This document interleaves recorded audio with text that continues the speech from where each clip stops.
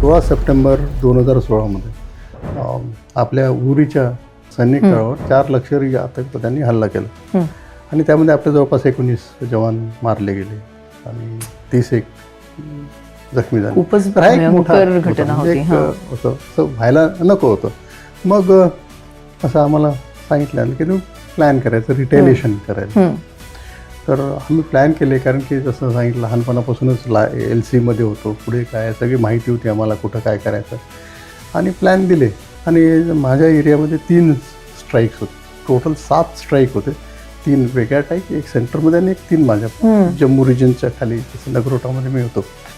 या गोष्टीमध्ये 3 गोष्टी महत्त्वाच्या असतात. या जे असे कॉम्प्लेक्स ऑपरेशन होतात. एक सरप्राईज रिसेप्शन, शत्रूला माहीत व्हायला नको प्रत्येक वेळेस. दुसरं असतं की टायमिंग, केव्हा करायचं.